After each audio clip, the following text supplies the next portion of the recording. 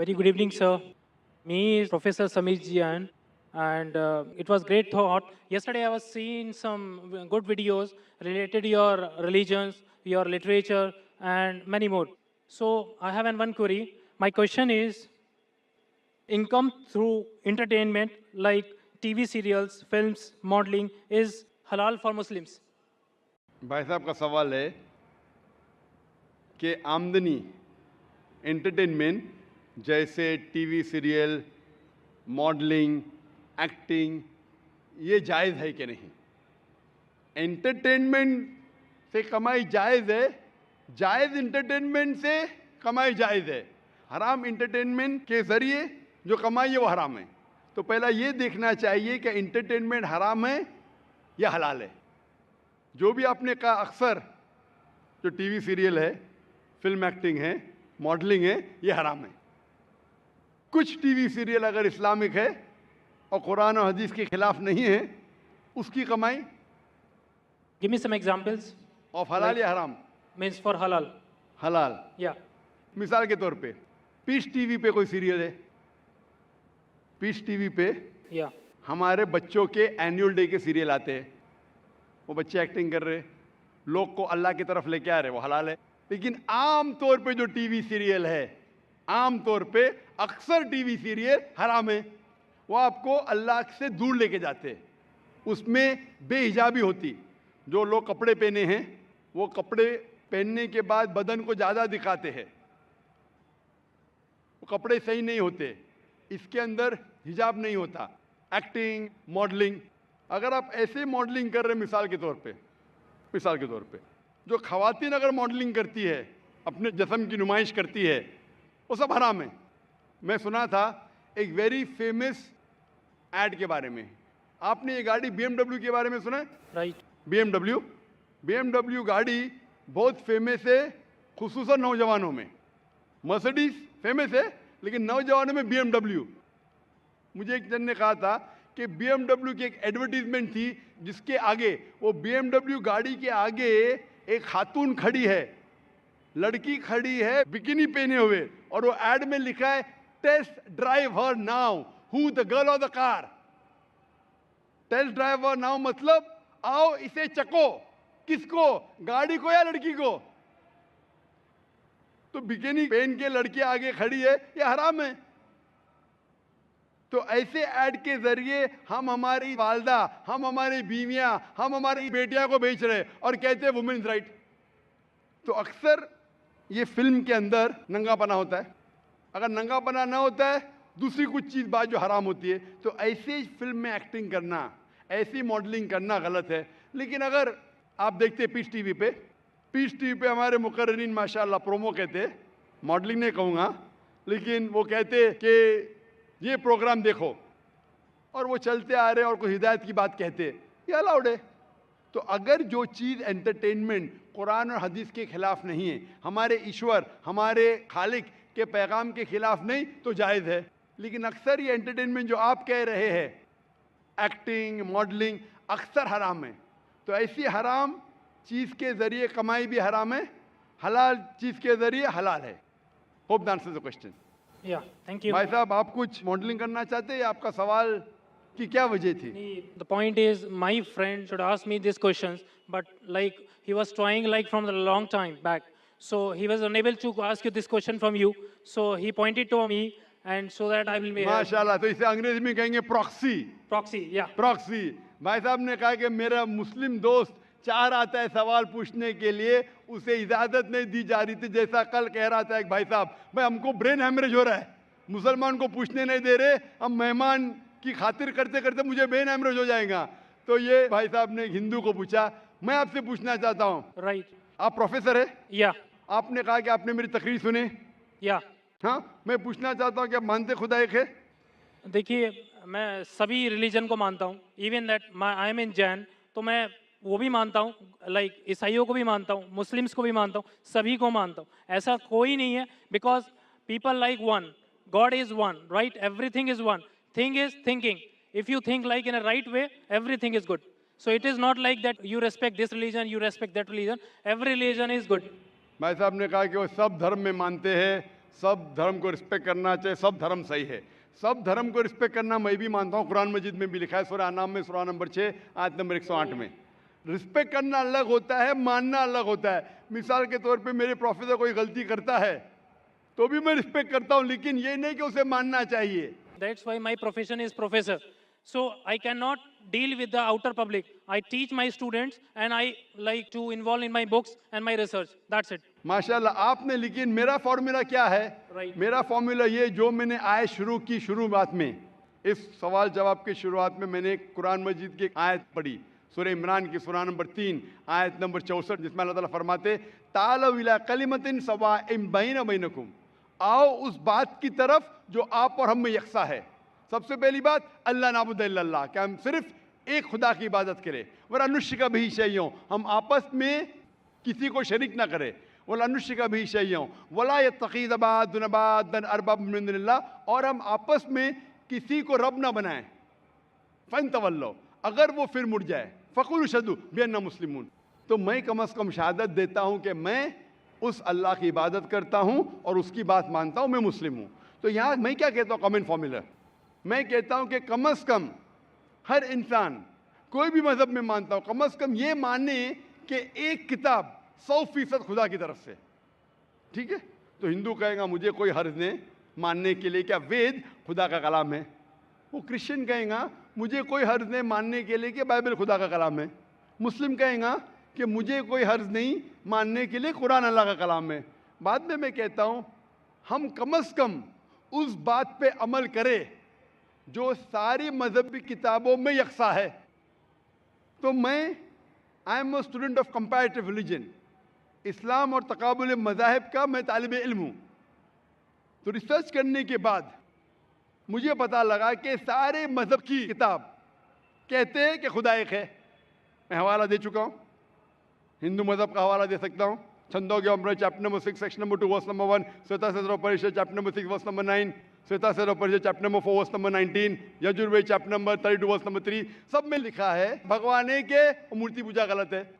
आप बाइबल पढ़ेंगे, book of Deuteronomy chapter number 6 verse number 4, उसमें लिखा है कि खुदा एक है। कुरान में लिखा है सूरह इखलास में सूरह नंबर 112 आयत नंबर 1 से 4 कि कुल वल्लाहु अहद, कहो कि खुदा एक है। तो मैं कहता हूं कि जो चीज़ यकसा है कम से कम उसके ऊपर तो अमल करो। जो इख्तिलाफ है वो कल डिस्कस करेंगे, सही या गलत कल डिस्कस करेंगे। आप प्रोफेसर है, आपको पता है कि अगर जो चीज़ सारी किताबों में यकसा है तो 100% सही होना चाहिए। जो चीज़ में इख्तिलाफ है वो हम कल डिस्कस कर सकते हैं क्या सही है क्या गलत। तो ये फॉर्मूला जो वेन डायग्राम होता है, प्रोफेसर है ना, वेन डायग्राम मतलब common, it belongs to both the circles. Discrete mathematics, right? माशाअल्लाह आपको अल्लाह ने इतना इल्म दिया है, लेकिन वो एक होता है थियोरी, एक होता है practice. Fine. Theory X and theory Y. Not So- theory X and theory Y, theory X and practical X, theory Y and practical Y.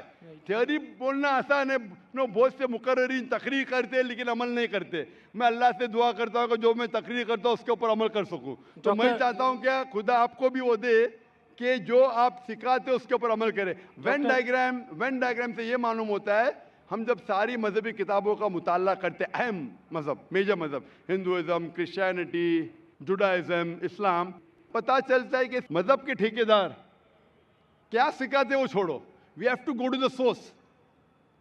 मजहब के ठेकेदार अपने फायदे के लिए बहुत से गलत चीज सिखाते हैं। What is truth you should follow. तो when we go to the source पे जाते पता चलता खुदा एक है, बुत परस्ती गलत है। आखिरी पैगंबर मोहम्मद सल्लल्लाहु अलैहि वसल्लम में सारी मजहबी किताब में लिखा है कि शराब गलत है। हिंदुइज्म में, क्रिश्चियनिटी में, जुडाइज्म में, इस्लाम में, सारी मजहबी किताब में लिखा है वो हराम में। हिंदू मजहबी किताब में लिखा है, बाइबल में लिखा है, कुरान में लिखा है। तो क्यों ना हम कम से कम जो चीज़ यकसा है उसके ऊपर अमल करें, जो चीज़ इख्तिलाफ है वो कल डिस्कस करेंगे। तो मैं आपसे पूछना चाहता हूँ, वेन डायग्राम आप प्रोफेसर है, आपको मानना चाहिए जब बोलते हैं ऑल रिलीजन की रिस्पेक्ट करते हैं आप, तो ऑल रिलीजन जो कहता है उसके ऊपर अमल करते हैं क्या नहीं। मैं पूछना चाहता हूँ कि आप मानते हैं कि खुदा एक है। देखिए मैं बोल चुका हूँ, सब चीज़ें मानता हूँ, लेकिन पहले चीज़ मैं 5 चीज़ें आपको बताता हूँ जो मेन है लाइफ में। नमो अरिहंतानम मीन्स सभी अरिहंतों को नमस्कार। नमो सिद्धानम सभी साधुओं को नमस्कार। नमो आर्यणम सभी आर्यणों को नमस्कार। नमो उज्जैनम एंड नमो लोहे सवे सवे सामनम मतलब सभी लोह पुरुष को नमस्कार। तो सभी को नमस्कार करने के बाद आप किसी के बारे में सोचिए, सब चीज़ सही है। because you respect everything. भाई साहब आपने कहा नमस्कार नमस्कार नमस्कार नमस्कार। आप नमस्कार का मतलब जानते हैं? Right? क्या मतलब है नमस्कार का? नमस्कार का मतलब आपकी moral values. You give the respect. Give me the exact literal meaning. What is the meaning of नमस्कार? उसका रूट वर्ड क्या है? आप बात कर रहे संस्कृत, मैं आपसे पूछता हूं इसका मतलब क्या? आपको नहीं पता तो मैं बताऊंगा। नमस्कार का मतलब क्या है? What is the literal meaning of the word नमस्कार? आप कह रहे हैं, आप प्रोफेसर है, मैं तालिब इल्म हूं। Right. मैं अपने आप को स्टूडेंट कहता हूं। स्टूडेंट प्रोफेसर से पूछ रहा है, आपने नमस्कार का लफ्ज इस्तेमाल किया, नमस्कार नमस्कार नमस्कार नमस्कार। मैं तालिब इल्म हूं, आपसे पूछता हूं नमस्कार की मानी क्या है? आर्यन से नमस्कार, साधु संत से नमस्कार, नमस्कार की मानी क्या है? कभी कभी होता है कि स्टूडेंट जरा प्रोफेसर से ऊंचा हो जाता है, नहीं पता तो मैं आपको जवाब दे सकता हूं। बताइए। नमस्कार आता है लफ्ज इदम नममे से, संस्कृत लफ्ज है इदम नममे से, मतलब मैं आपके सामने झुकता हूं, उसका मतलब मैं आपकी इबादत करता हूं। इसीलिए अगर कोई मुझे नमस्कार कहता है तो मैं उसको वापस नमस्कार नहीं बोलता हूं, मैं इबादत करता हूं सिर्फ एक खुदा की। इदम नममे मतलब मैं आपके सामने झुकता हूं, मैं आपकी इबादत करता हूं। ये हिंदू फिलॉसफी है, हिंदू फिलॉसफी, लेकिन उनकी किताब के खिलाफ है। वेद में नहीं लिखा है, वेद में लिखा है एक ही ईश्वर की इबादत करो। वेद में लिखा है एक ही ईश्वर की इबादत करो। ये पैंथीइज्म जो है वो क्रीपिंग क्या है? पैंथीइज्म मतलब सब कुछ खुदा। अक्सर हिंदू से पूछेंगे कितने खुदा है, कौन कहेगा 3, कौन कहेगा 10, कौन कहेगा 100, कौन कहेगा 33 करोड़। एक विद्वान हिंदू से कहेंगे जो अपने मजहबी किताबें के बारे में जानता है, वो कहेगा खुदा एक ही है। तो अक्सर हिंदू बिलीव करते फिलॉसफी जिसे कहते हैं पैंथीइज्म। पैंथीइज्म मतलब एवरीथिंग इज गॉड, सब कुछ खुदा है। हिंदू कहते सब कुछ खुदा है, ये चांद खुदा है, सूरज खुदा है, इंसान खुदा है, पेड़ खुदा है, सांप खुदा है। हम मुसलमान कहते हैं सब कुछ खुदा का है, चांद खुदा का है, सूरज खुदा का है, इंसान खुदा का है, पेड़ खुदा का है, सांप खुदा का है।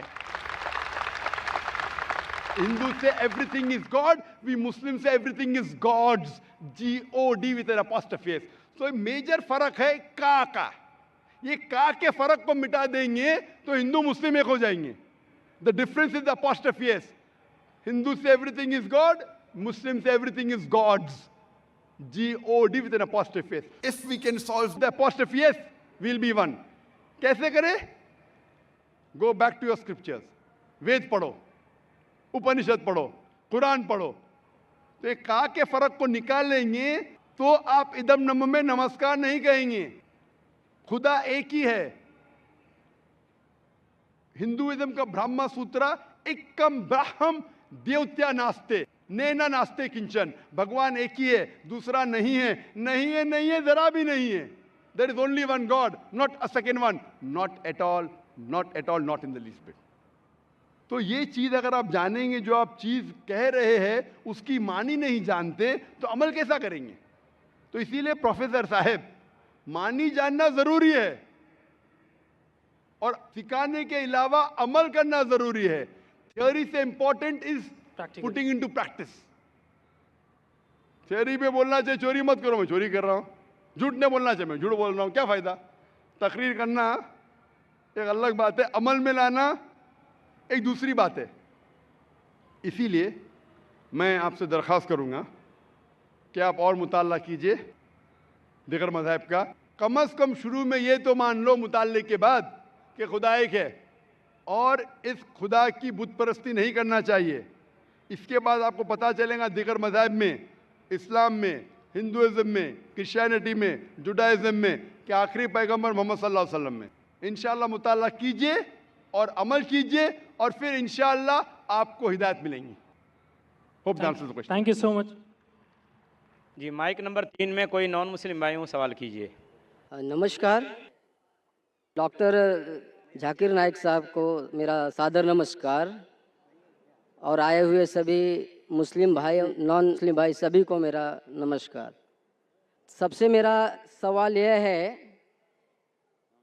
कि ईश्वर अल्लाह गॉड जो परम सत्ता है वह किसी जात मजहब भेष किसी स्थल का मोहताब नहीं है, वह ज़र्रे ज़र्रे में है। कहते हैं, हिंदू भी कहते हैं कि ईश्वर कण कण में है। मेरी उम्र वैसे तो अभी 49 की है, लेकिन मैं एक स्कूल में अब दाखला लिया हूँ जिसमें अब मैं बड़ा शिशु का ग्रहण कर रहा हूँ, अभी बड़ा शिशु में हूँ। तो वहाँ पर इस खुदा का जिक्र भी किया गया और उसका दर्शन भी कराया गया।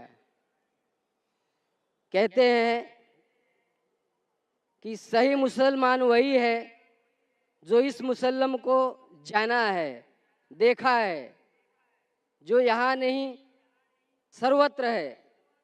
इंग्लैंड, अमेरिका, पाकिस्तान, सारा जहाँ जो है वही ईश्वर अल्लाह गॉड है। वह किसी समय किसी का मोहताब नहीं है।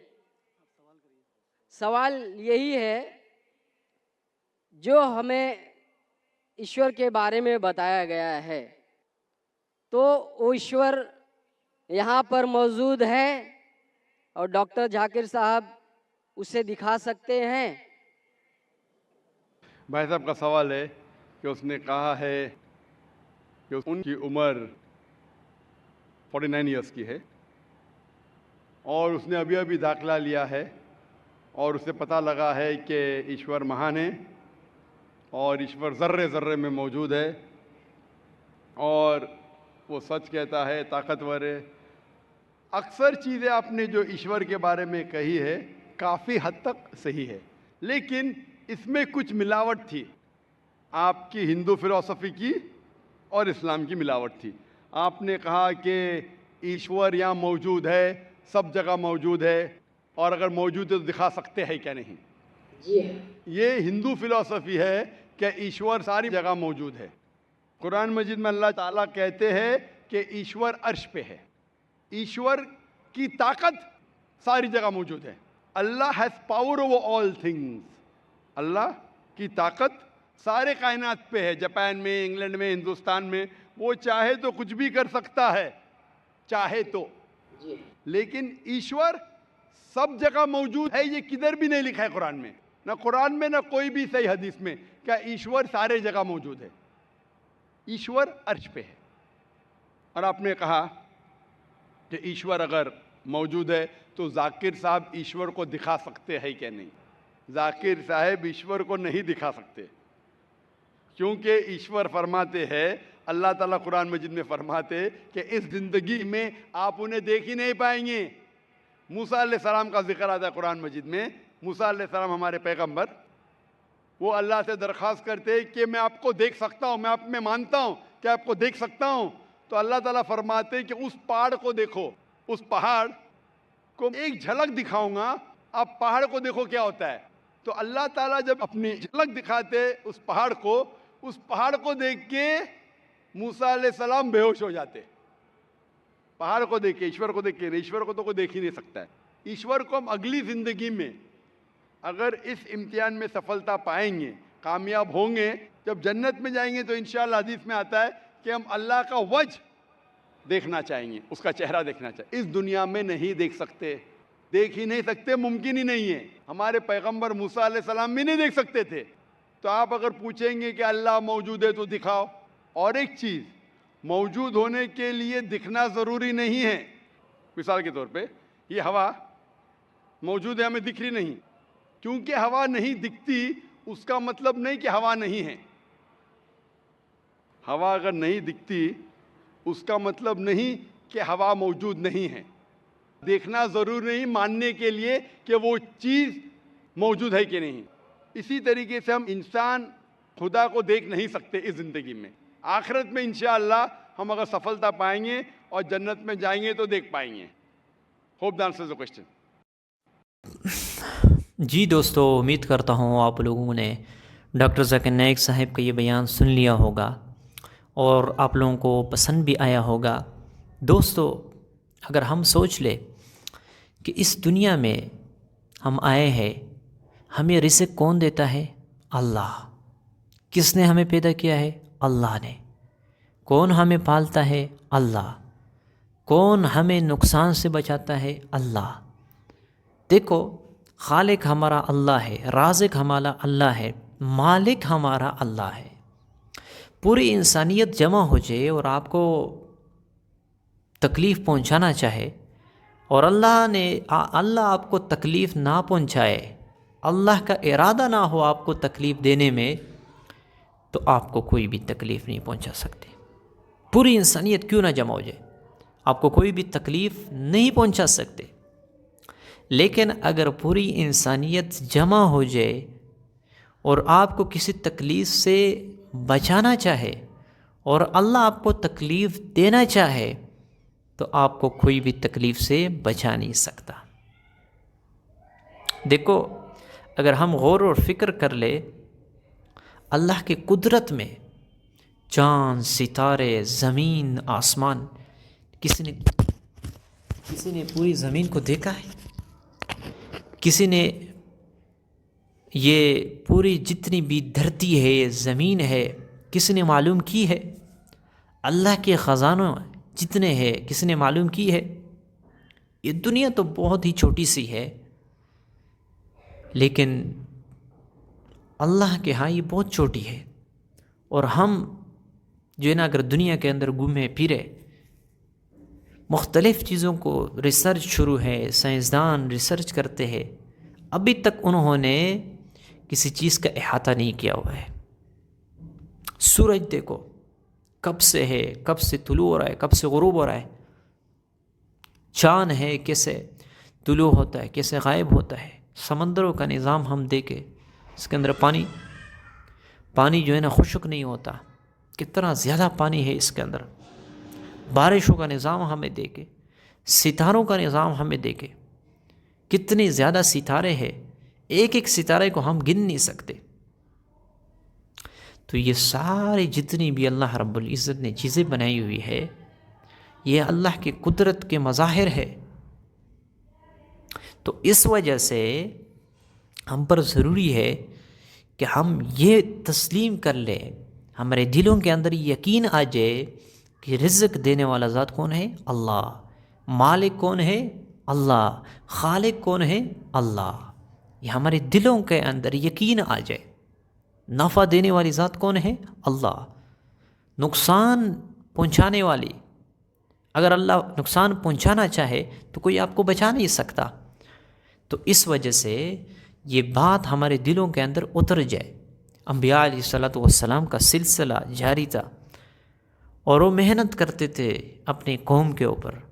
तो जिन्होंने भी वक़्त के नबी के साथ बात मान ली, अल्लाह ने उन्हें कामयाब कर दिया। जिन्होंने इनकार किया, अल्लाह ने दुनिया के अंदर भी उन्हें ज़लील व ख्वार किया, आखिरत में भी इनके लिए अज़ाब है। तो इस वजह से हमें ये बात बार बार हम जो है ना, हुज़ूर सल्लल्लाहु अलैहि वसल्लम फरमाते हैं, जद्दिदू ईमानकुम, अपने ईमानों की तजदीद किया करो, नया किया करो। सहाबा ने पूछा, या रसूलल्लाह, हम अपने ईमान की तजदीद कैसे करें? आप सल्लल्लाहु अलैहि वसल्लम ने फरमाया, अक्सिरु मिन क़ौलि ला इलाहा इल्लल्लाह, आप लोग कसरत के साथ इस कलमे की विर्द क्या कर ले, यानी ला इलाहा इल्लल्लाह कसरत के साथ पढ़ लिया करें, क्योंकि इसके अंदर अल्लाह की वहदानियत है। इसके अंदर यही है कि कोई इबादत के लायक नहीं सिवाय अल्लाह की, अल्लाह ही इबादत के लायक है। तो इसीलिए हमें चाहिए कि हम पर जब भी कोई मुसीबत आए, कोई परेशानी आए, हम अल्लाह को पुकारें, अल्लाह से मांगे। अम्मन युजीबुल मुस्तर्रा इज़ा दआ, तो अल्लाह रब्बुल इज़्ज़त खुद कहते हैं कि मुझसे मांगो, मैं तुम्हारे पुकार का जवाब दूंगा। रात के वक़्त अल्लाह रब्बुल इज़्ज़त आखिरी आसमान पे उतरते हैं और ये आवाज़ लगाते हैं, कोई है मुझसे मांगने वाला कि मैं उसे अता कर दूं? कोई है मुझसे तौबा करने वाला कि मैं उसे माफ़ कर दूं?